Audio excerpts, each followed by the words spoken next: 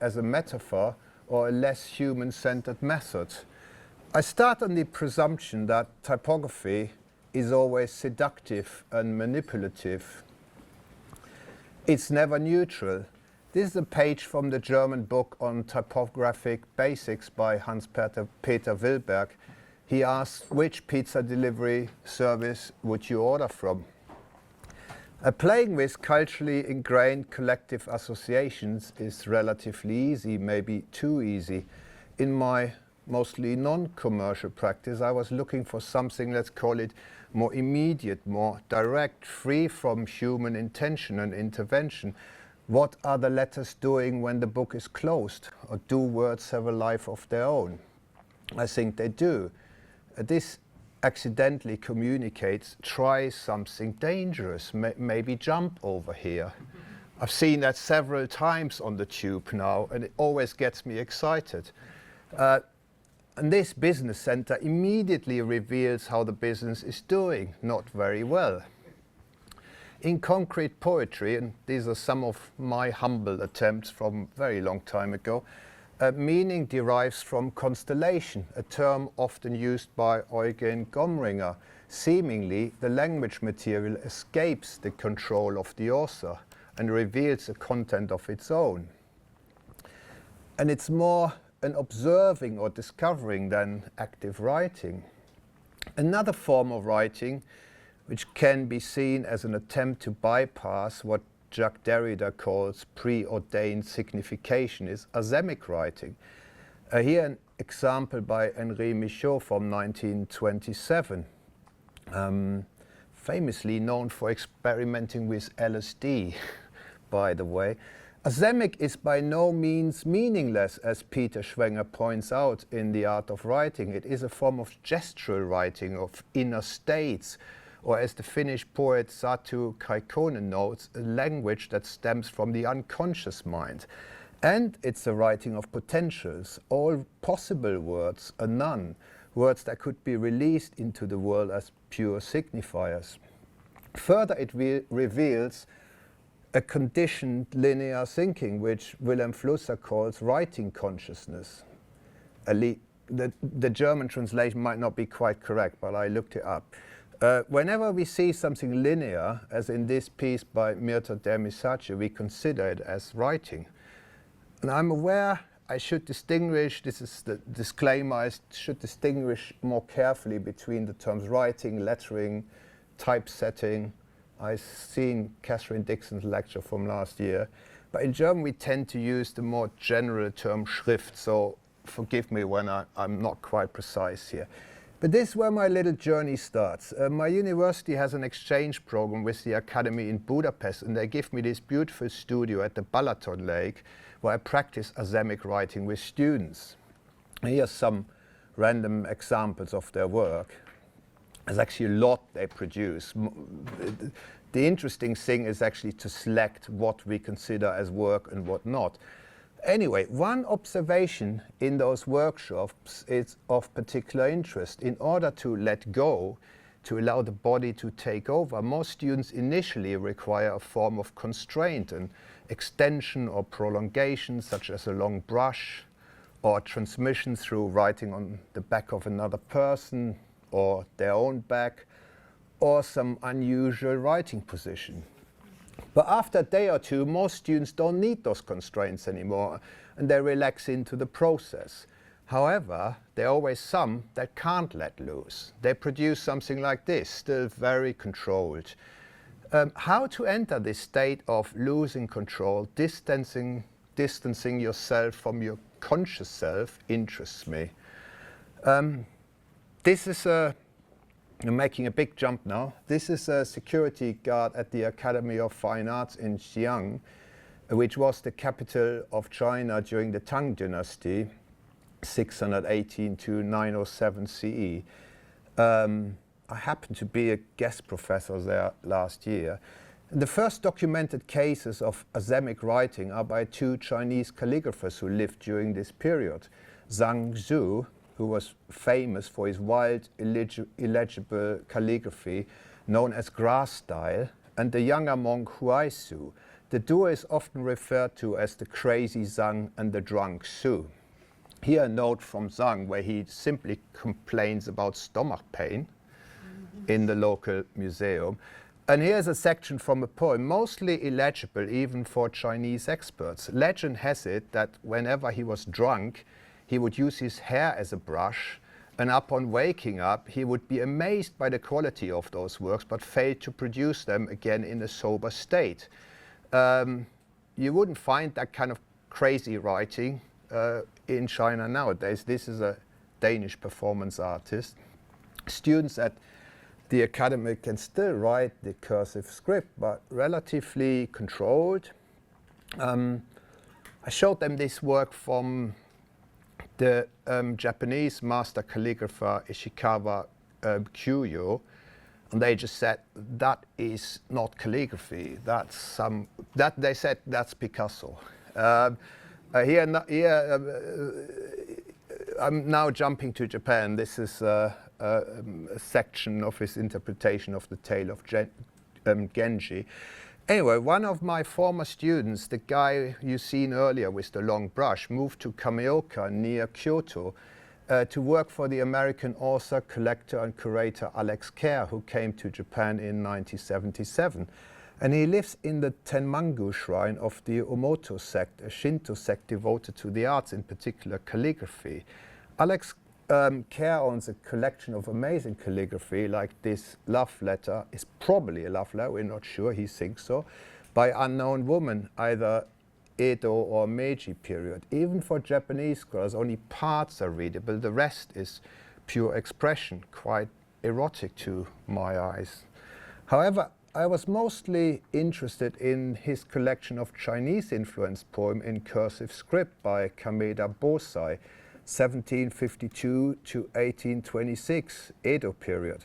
Bosai was a scholar of Confucian studies, known for his highly personalized, difficult to read social style, sometimes also called squiggling earthworm style. And no surprise, he was an alcoholic as well. Please note, I'm not here to promote the consumption of alcohol. While looking at scrolls, the term earthworm styles gained a new, quite literal meaning, as real worms had eaten through the paper. Having said that, they're probably not worms, but most likely drugstore beetles or their larvae. But let's just keep calling them worms for the sake of it. While the script remains on the surface, the worm eats through the pages into the depths and appears to contradict the cultural technique of flattening, a concept described by German philosopher Sibylle Kramer as a fundamental method of human knowledge acquisition. There seems to be a strange correlation between the written characters and the worm tracks. Their traces often form visual connections with the script, seeming to extend, mirror, or echo the characters. Here in detail, when a kanji gets bolder, the physical trace seems to do the same. Here it seems to mirror the character, and here to extend or connect to it. Certainly this can only be a coincidence.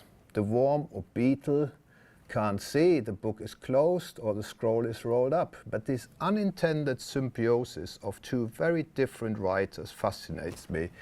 Two unrelated species, one conscious, so possibly drunk, the other unconscious, appear to collaborate unintentionally.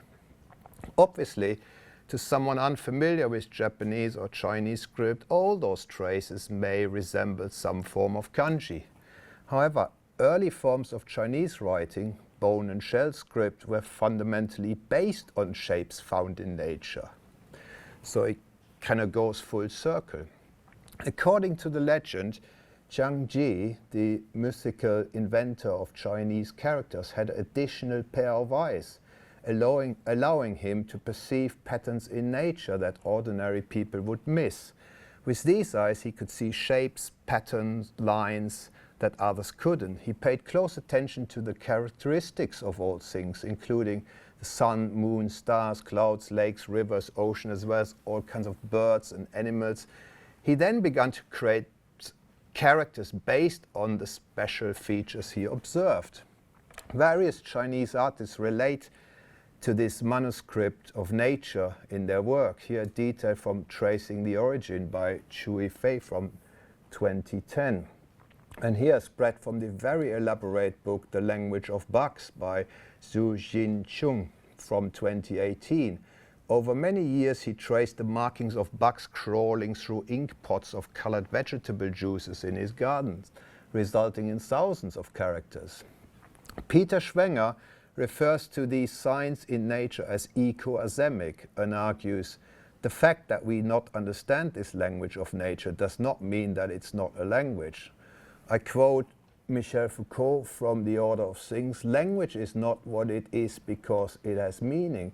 Its representative content has no role to play here.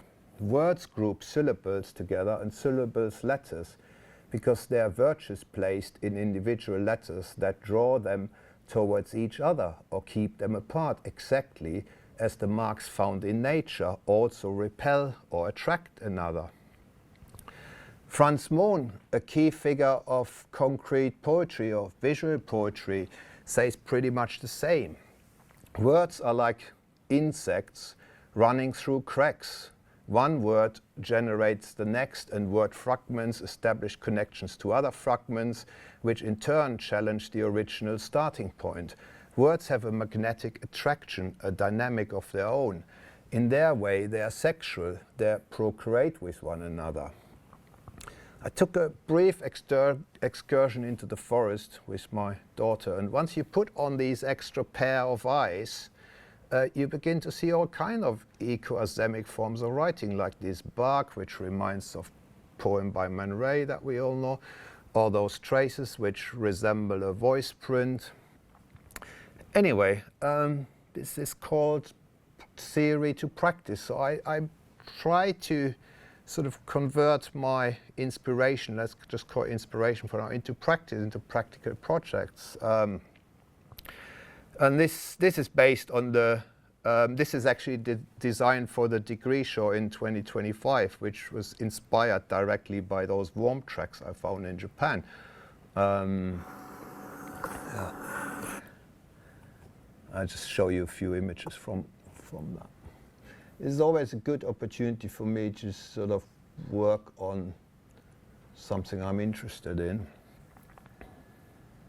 And it kind of amuses me that only I know what's written behind those layouts. It relates to certain people in the administration of the university. And I think the students mentioned some ex-boyfriends as well. Yeah, we made worm-shaped necklaces for one of each graduating students, like sort of medals. And in the context of collaboration with non-human species, Deleuze and Guattari's 1980s rhizome concept has regained new popularity, particularly through the interpretation of mycelium networks as a social model and the critique of the Anthropocene. I refer to the recent More Than Human exhibition in the Design Museum, for example, or the Wallis book by Jasmine Ostendorf-Rodriguez, Let's Become Fungal. There's myceliums everywhere. And yeah, this was a collaboratively operated writing tool. It's a sort of attempt of rhizome interpretation. The machine has a particular mechanical structure, but the writing it creates doesn't appear machine-like at all. And also it was meant to interrupt another system, which is the one of building management. For the first time we could officially ruin the floor in the building, which was great fun. I'll show you from the performance.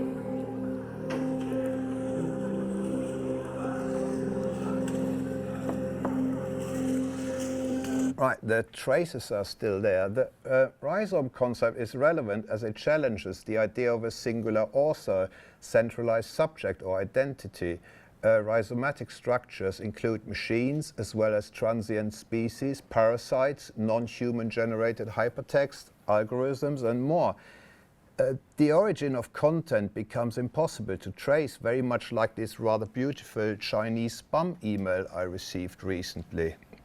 Since we know less and less about where information originates, just as we know little about the bacteria in our bodies. Yet we have learned that we cannot survive without them. We are called to accept the unintelligible and form symbiotic relationships with content producers of all kinds. Humans, machines, maybe even worms. Now, here an example by the artist David Bohm, a colony of flies tweeting from a glass ball with an ultra-sensitive keyboard. In summer 22, I worked with a group of students in Budapest putting together a small exhibition. There was a go back. Yeah, there we go. There was an interesting piece by Adele Huray where she imitated words with random fingerprints. They may look like words, but they aren't. They are not even intended to be words. But we then had the fingerprints scanned by a text recognition program which produced some wonderful and previously unknown words like durlopuling or valing malingo. Another form of collaboration here, my student Florian Littke, he fed the humming sounds of bees into a vibrator that he attached to a brush, a vibrator that normally reacts to music.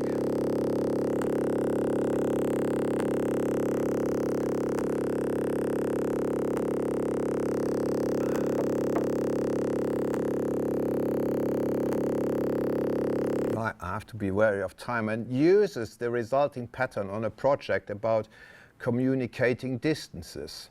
Beside authorship, we also need to question the dialectics of the inner and outer. Why do we see parasites like the leech as an invasion, but airpods as an extension of our bodies?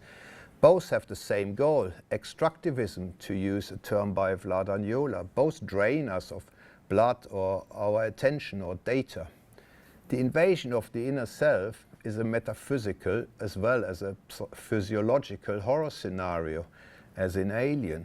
Or take the so-called zombie fungus, which can control the nervous system of an ant, compelling it to climb to an ideal location where the fungus can release its spores, killing it in the end. Not unlike zombification through phone addiction.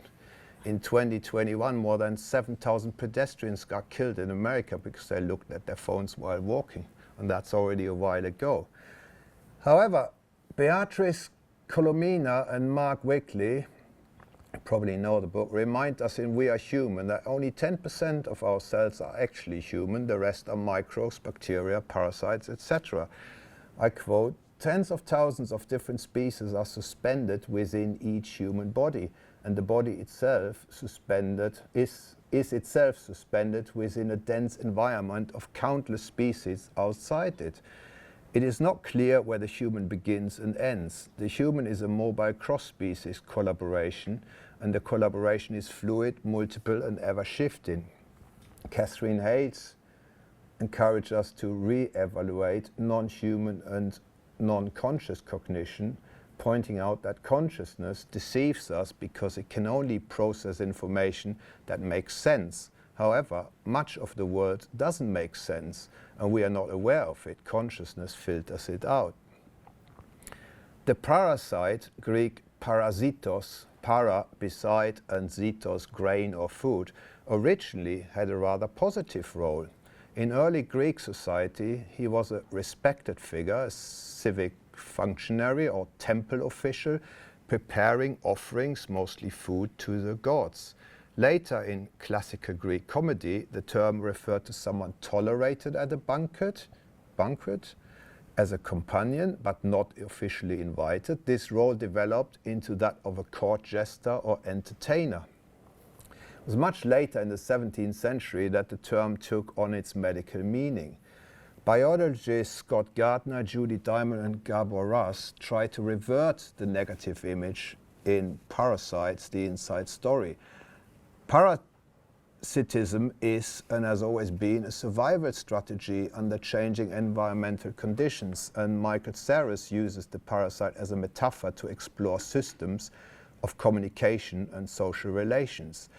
I quote, "The vitality of a system and its further development depends on the parasite as an intrusive innovator. its visit or intrusion gradually leads to structural changes within the system. Through the disturbances of the host, transformation arises that can convert the existing order into a new one. And the biblical story of Jonah inside the whale could be seen as a narrative of transformation through a human parasite. Jonah jumped off the boat because he was reluctant to be God's messenger, tasked with warning the people of Nineveh that their city would be destroyed due to their wickedness. He remained inside the great fish for 3 days and 3 nights, where he underwent a transformation. Afterwards, when he delivered God's message, the people of that city changed their behavior and the city was spared. So Florian, my student, and I tried to develop sort of practical parasitic design principles, just to name a few. They actually sound quite general, what sort of designers do anyway. So infiltrate and use common formats as a host, copy and transform, disguise by deliberately increasing visual complexity. We're just in the beginning of this. This might sort of continue, and we're starting to test it on the smallest unit, just single letters. And actually, our host Fraser gives us a perfect example of a parasitic practice by his imposed alphabet project. Most of you probably know it. But he uses the free space on a printing sheet to put a letter on each one. And interestingly, in his description, he calls that sheet a host, the sheet that hosts those letters. One final metaphor is offered by the gall wasps. They sting a leaf, causing a swelling in which the larvae grow. From these galls, ink was made. However, the ink dissolves the words after a period of time. Like a sort of generational trauma, the initial injury to the leaf leads to a long-term dissolution of knowledge. Similar to these overdrawings of an existing book by German artist Klaus-Peter Dienst from 1969.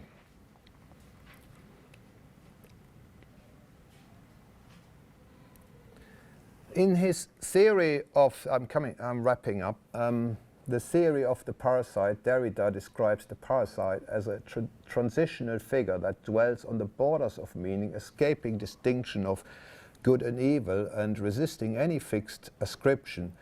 So the parasite is a joker or wildcard or agent of change. Disorientation creates the possibility for reorientation. In conclusion, artists, designers, writers have always attempted to step out of their rational self, collaborating with a non-human life form and learning from their methods may be the next step to involve what I called earlier the Xi'an academic immediate understanding that I was looking for. I finish with a quote by David Abraham from his book, The Spell of the Centuries, Perception and Language in a More Than Human World from 1979. For those of us who care for an earth not encompassed by machines, a world of textures, tastes, and sounds, other than those that we have engineered, there can be no question of simply abandoning literacy, of turning away from all writing, and I would add writing as we know it. Thank you very much.